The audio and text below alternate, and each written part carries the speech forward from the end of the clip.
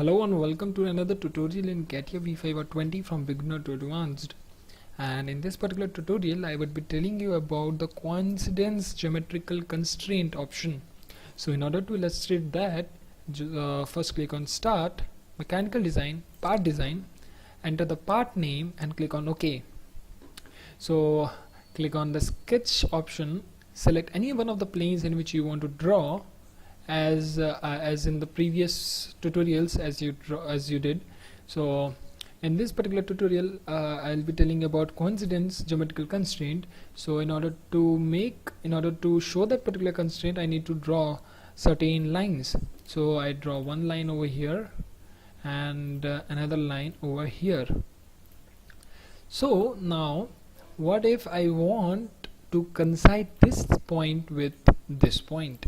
So if I want to coincide these both points together, what I can do is I can just select one point over here, press the control button, and I can select another point over here. So you can see that some orange points have come up. Both the points got selected.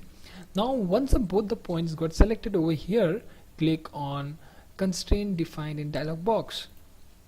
So when you will click on constraint defined in dialog box, you will see the option of coincidence. Now as you click on coincidence, you can see that the line got shifted towards this particular point, and then click on OK. So both the points got coincident. So what I'll just reverse this. I'll just Control Z. I'll just do Control Z in order to reverse this thing. Now in order to understand some of the basic things of this particular feature, that is coincidence, so I'll show you. Just select first this point and now select press the control button and select this point, and then click on this, select coincidence. Now you will notice that firstly you select this point and secondly you selected this point. So what does it mean? The first point which you select will remain at that particular position, and the second point which you selected will shift towards the first point position. So once you click OK, so you will see that the second point line gets shifted towards the first point.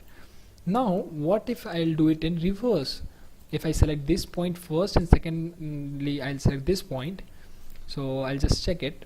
So I'll select first point over here, I'll press the control button, and I'll select the second point over here. So now what I'll click on constraint defined in dialog box, I'll select coincidence. Now you will see that the second point gets shifted towards the first point, and that is that line gets shifted towards this line, and click on OK. So this was the thing of coincidence geometrical constraint. So this was up for the today's lecture. In the next tutorial I will be telling you about coincidentity option of geometrical constraints. So goodbye.